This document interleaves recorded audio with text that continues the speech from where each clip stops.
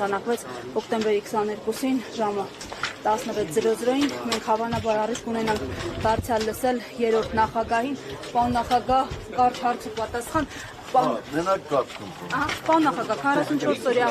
պատերազմի հանգամանքներն ուսումնասիրող հանձնաժողովի զեկույցը ի վերջո հայտնվեց Ազգային ժողովի արխիվում։ Նախ ձեր դիրքորոշումը սրա առնչությամբ հիմնավորում են ժամկետների ձգձգմամբ եւ այլն, ինչու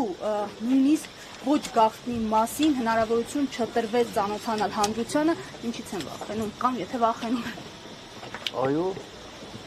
քննիչ հանձնաժողովի ուսումնասիրությունը զեկույցը ուղարկել են արխիվ, բայց արդյոք կարողանալու են արխիվ ուղարկել իրենց մեղքը կապիտուլյացիայի համար։ Իհարկե չեն կարողանալու։ Իմ կարծիքով ստույգ տեղեկություն չի, զուտ կարծիք է, հանձնաժողովի ստեղծումից հետո հանձնաժողովականներն ասել են հանգիստ աշխատեք, հետո տեսնենք ինչ ալնելու եւ այլն։ Եվ գիտակցաբար թույլ են տվել, որ հանձնաժողովը խախտի օրենքով նախատեսված ժամկետներ ուսումնասիրության համար։ Այնուհետև մյուս թևին ասել են, որ խախտել են, ինչու եք բերում Ազգային ժողով, ինչու եք բերում քննարկման, ուղարկեք արխիվ։ Բազա չէ, այնտեղ ուրիշ ինչ պետք է գտնեն։ Իրանց մեղքերն են այնտեղ գտնելու այդ հանձնաժողովի ուսումնասիրություններում։ Իհարկե կլինեն մարդիկ, այսպես ներդրված մարդիկ, ովքեր կփորձեն հեքիաթներ պատմել, բայց լավ գերագույն գլխավոր հրամանատարը իրենք են, բոլոր հրամանատարները եղել են իրենց նշանակածները, ապա ինչ։ Հասկանում են, որ այնտեղ կարող են ասել, բանակում են եւ այլն, բայց այդպես ասողներին իհարկե միշտ պետք է պատասխանել հետեւյալը, որ ոչ Սերժ Սարգսյանը եւ ոչ էլ Պաշտպանության նախարարը երբեք չեն հայտարարել, որ հայկական զինված ուժերը տարածաշրջանում ամենաազդեցիկներն են։ Այդ ոնց էր, որ տարածաշրջանում ամենաազդեցիկներն էին, այդ ոնց էր, որ միջմարտական մի դիրքի գրավման հետևանքով 70-ից ավել 71 մարտական խաչով պարգևատրեց այդ հիմա իրենց կարծիքով անմարտունակ բանակի զինվորներին ու սպաներին։ Երեք նախագահները միասին վերցած այդքան մարտական խաչ չեն շնորհել։ Այդ փաստերը հնարավոր չի ուղղակի մոռանալ, էլի։ Այնպես որ լավ է նաև որ արխիվ են ուղարկել, թող մնա, հետո կտեսնենք։ Պարոն նախագահ, երկրորդ նախագահը հայտարարեց, որ իր թիմը մասնակցելու է 2026-ի ընտրություններին, հանրապետականը որոշում ունի արդեն։ Ես հաջողություն եմ ցանկանում բոլոր այն ուժերին, ովքեր արդեն որոշել են մասնակցել 2026 թվականի ընտրություններին։ Մենք որոշում չունենք, մենք զբաղված ենք այլ գործով, երբ որ դրա ժամանակը մեր կարծիքով կգա, մենք որոշում կայացնենք։ Այդ այլ գործի մասին դիտարկում է հնչել այսօր դարձյալ նույն ասուլիսի շրջանակում, ասել եմ մենք մեր ստորագրությունը տվել ենք, սպասում ենք։ Դա այդ process-ը համագործակցությունը ստորագրություններով միանալը ենթադրում էր ստորագրություն տալ եւ սպասել, թե այլ ենթադրելի գործողություններ պիտի լինեին եւ impeachment-ի գործընթացի հաջորդ փուլը որն է, պարոն նախագահ, որովհետեւ ձեր նախաձեռնությունն է, ձեր ուժի։ Նախ այդ հարցի առաջին մեծ մասի 90%-ը ինձ չի ուղղված, խնդրում եմ ինձ ուղղված հարցեր տվեք, էլի։ Սա մեկ, երկրորդ փուլը impeachment նախաձեռնողների հայտարարությունն արդեն կա։ Եվ ուզում եմ ասել, որ նախաձեռնողները մենք չենք եղել, մենք եղել ենք պաշտպանողները, մենք եղել ենք եւ կանք տեխնացու առաջադրողները, ինչի համար մենք այդ բառը ես չեմ սիրում, էլ ասեմ հպարտենք, ինչի համար ես շնորհակալություն եմ հայտնում մեր թիմի բոլոր անդամներին, ովքեր այդ գաղափարը պաշտպանեցին։ Հնարավորությունները փողոցի գեներացիայի մասին եք խոսել։ Նրանք հերթով լինելու են, եթե նորից եմ ասում, ուշադիր հետևեք impeachment նախաձեռնողների նո էջերին ասեմ կամ նրանց խոսքին կտեսնեք, որ արդեն հայտարարություն եղել է։ Եվ եթե ուզում եք կարող եմ կրկնել, նրանք հայտարարել են, որ այս փուլը չեզոք, այսպես ասեմ,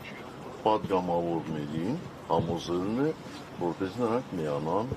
իմպիչմենտի գործընթացին։ Տեսնենք ժամանակը։ Պարոն նախագահ, դուք ասում եք, որ ձեզ համար Արցախի էջը երբեք չի կարող փակված համարվել, բայց փաստորեն այս իշխանությունները Արցախի էջը փակված են համարվում եւ արցախցիների վերադարձը իրատեսական չեն համարում։ Հիմա էլ եք կարծում, որ Արցախի էջը փակված չէ։ Այո։ Մեր տարբերությունը այս իշխանություններից միայն դա չի։ Մենք հսկայական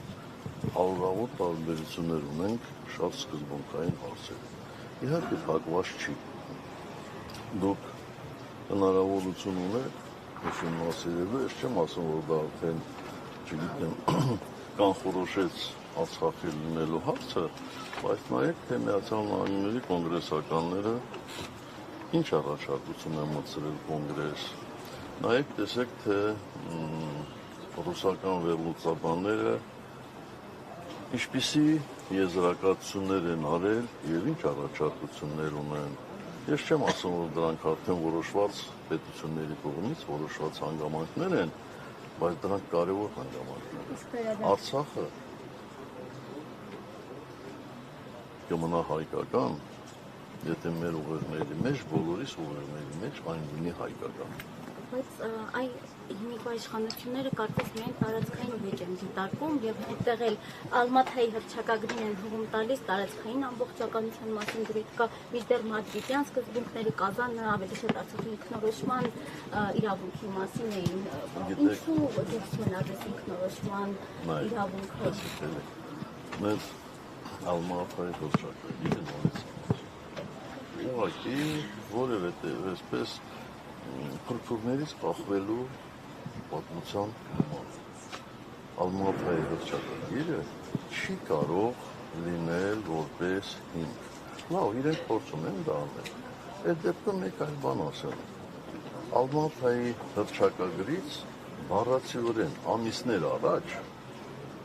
եղել է արդեն հայ-ադրբեջանական սահմանների դելիմիտացիան, դեմարկացիան։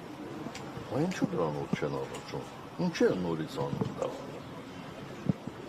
Դա անհասկանալի է, հասկանալի չի կարելի։ Հնարավոր չի 3-4 փաստ համադրել եւ ասել էսա։ Այս մարդիկ ուժի զորով ուզում են ամեն ինչ ուտեցնել մեր ժողովրդին։ Եթե դա ընկալելի է, դա դեմ առաջի հերթին վստահ եմ, որ նորմալ լրատվամիջոցներն ու լրագրողները պետք է պայքարեն, էլի։ Եվ Լևոն Տեր-Պետրոսյանն ասում էր, որ իր խաղաղության հայեցակարգը տարբերվում է Նիկոլ Փաշինյանի հայեցակարգից։ Դուք համաձայն եք։ Դուք ինչի եք ուրիշների ասածները իմ մեկնաբանությունները հարցում։ Ես չեմ ուզում որևէ եղել գործընթացների ծանոթ եք։ Ամեն ինչի ես ծանոթ եմ։ Այ եթե դուք անուն չտաք, ասեք, այսպիսի բան կա, ես կարող եմ ասել, բայց դուք ինձ ստիպում եք, որպեսզի ես մեկնաբանեմ երկրորդ նախագահին, առաջին նախագահին, վաղը ինձ ստիպելու եք, որպեսզի ես մեկնաբանեմ, չգիտեմ, մեկ ուրիշ մարդու, ես մեկնաբան չեմ քաղաքական։ Պարոն նախագահ, առաջին նախագահի խաղաղության հայեցակարգի հետ այսպես ձևակերպեք հարցը, դա մի կողմ թողնեք Նիկոլ Բայց էլ եմ նույն բանն ասում, ես չգիտեմ ինչի մասին եք դուք խոսում։ Երբ որ Լևոն Տեր-Պետրոսյանը մանրամասները շարադրի ինչի մասին է խոսքը, այն ժամանակ ես ինքը հետևակի շատ կարող եմ դրան անդրադառնալ։ Պարոն նախագահ, եւ այդ Վաշինգտոնյան փաստաթղթի հետ կապված ի վերջո Ալիևը անվանում է Զանգեզուրի միջանցք։ Փորձենք հասկանանք հիմա Թրամփի ուղի թե Զանգեզուրի միջանցք։ Բայց մենակ Ալիևն է դա անվանում։ Բոլորն է,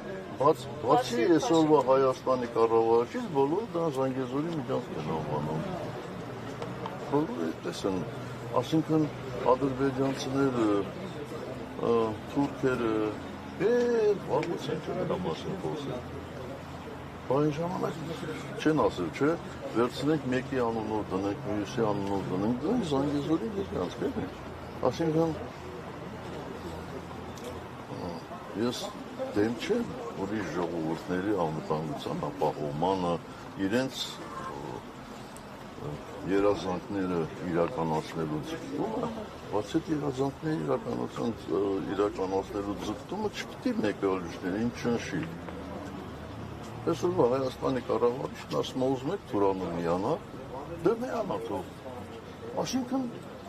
չեմ հասկանում ինքը որ երկրի կառավարիչն է, անկեղծ չեմ հասկանում, որ ժողովրդի ներկայացուցիչն է։ Պարոն նախագահ, նաև խնդրեմ անդրադառնաք Միքայել Սրբազանի ազատազրկմանը,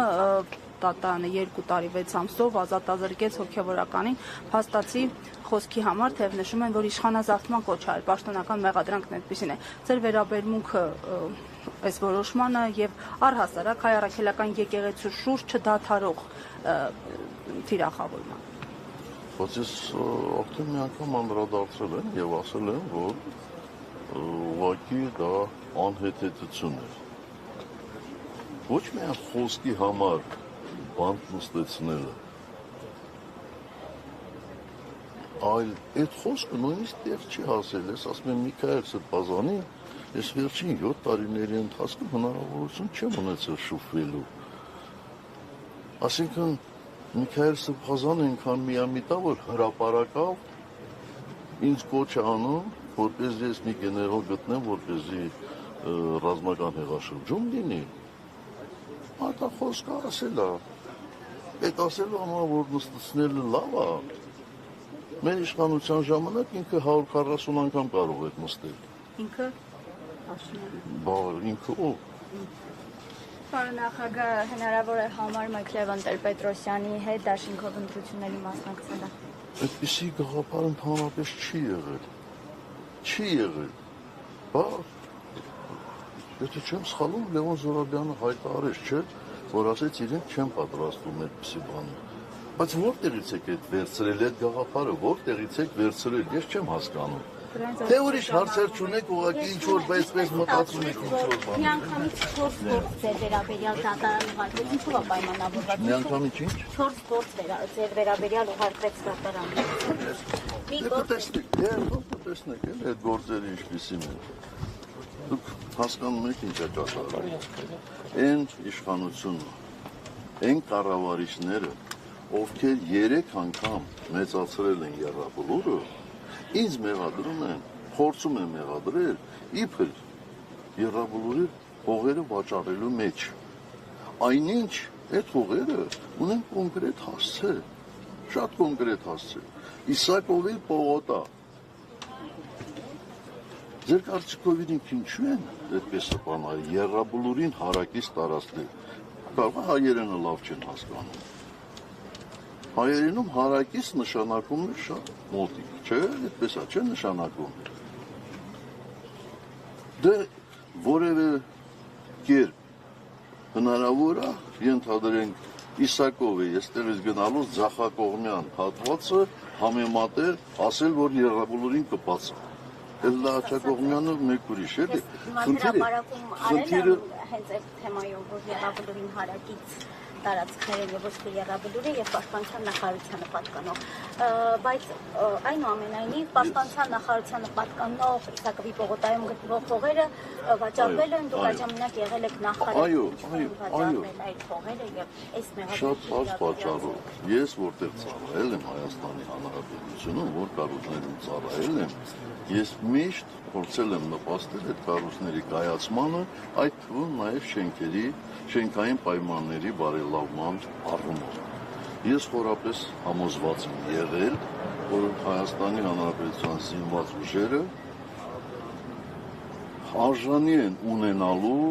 պաշտպանության նախարարություն եւ պաշտպանության նախարարության համապատասխան համալիր։ Ընդ որում այդ աշխատանքները ես սկսել եմ դեռևս իմ առաջին պաշտպանության նախարար եղած ժամանակահատվածում 94 թվականի վերջից արդեն սկսել էինք այդ գործընթացը եւ համարում եմ, որ դա ճիշտ մոտեցում է, շատ ճիշտ։ Ու մենակ պաշտպանության նախարարությունում չի, անվտանգության խորհուրդ ունեցավ իր շենքային պայմանները, նախագահականում բարելավեցին շենքային պայմանները, դա կառույցի բաղկացուցիչ մաս է նորմալ աշխատելու։ Հարցրեք ազգային անվտանգության նախարարության 95 թվականից աշխատող աշխատակիցների արդյոք բարելավել է իրենց շենքային պայմանները, արդյոք մթնոլորտը այնտեղ փոխվել է։ Արել ենք, այո, արել ենք։ Եվ հիմա վերցնել այսօրվա գներով համարել 20 տարի առաջվա վաճառքի գները, դե ինչ ասեմ, ինքներդ էլի եզրակացություն արեք։ Ես լուսաբանում եմ նաև այս զուգահեռ քննվող Պաչական Ղազարյանի վերաբերյալ գործը եւ այս գործի շրջանակներում եւ եւս մեկ անձի ով պաշտպանության նախարարություններ աշխատել հիմա չեմ հիշում հստակամենը, այստեղ ասում է, որ արտաբյուջե է, որ պաշտպանական կողմը ասում է, որ ծախսվի այդ միջոցները վաճառքից բացած գումարները արտաբյուջե են։ Այո, այդ ամբողջ միջոցները ծախսվել են պաշտպանության նախարարության համալիրը կառուցելու նպատակին, առանց որևէ բան։ Եվ այստեղ նաև Հայաստանի նախագահը այդ ժամանակ Ռոբերտ Քոչարյանն էր, եւ նաև Toyota Երևանը այստեղ հողատարածքներ է գնել, շատ քննարկվում է այս հարցը։ Ինչպես ստացվեց, այսինքն դուք տեղյակ եղել եք Toyota Երևան Ռոբերտ Քոչարյանի ողջուն հողատարածք վաճառելու։ Ոչ, տեղյակ չեմ եղել եւ դատաքննության ժամանակ վստահ եմ այդ հարցերը ինձ տալու են, դուք ուշադիր կհետևեք։ Ես տեղյակ չեմ եղել, որովհետեւ այդ հողերը կարող էին ձեռք բերել յուրաքանչյուր ոք, ով ուներ գումար եւ ցանկություն այդտեղ հող ձեռք բերելու։ Թող գտնեն 1, 2, 5 մարդ, իրական մարդ, ով ուզել այնտեղից հող ձեռք բերի, իրան ուղղակի մերժել են։ Կարևորը տեղյակ լինեք, ներկայիս իշխանությունների մեջ, պատգամավորների մեջ կան անձինք, որոնք այդ տարածքում հող են ձեռք բերել։ Չգիտեմ։ Ես ընդհանրապես ուրիշների գույքերով տենց առանձնապես չեմ եղել։ Դե ամեն դեպքում պաշտպանության նախարար եղած ժամանակ, եթե պաշտպանության նախարարությանը պատկանող հողեր վաճառվել են, կարելի է Ես ասել եմ քննության ժամանակ, ես վերցնում եմ, ես հայտարարել եմ պաշտպանության նախարարությունում, ասել եմ կաներ ովքեր ցանկություն ունեն այստեղից հող ձեռք բերելու, նվազանգույն գինը այսքան է, ով ուզում ձեռք է բերել։ Ես կարծում եմ, եթե պաշտպանության նախարարության համալիրը կառուցվել է այսօր, 5 անգամ ավելի շատ գումար։ Մի փողոց ասֆալտապատելով վրա են այդպիսի գումար։ Շնորհակալ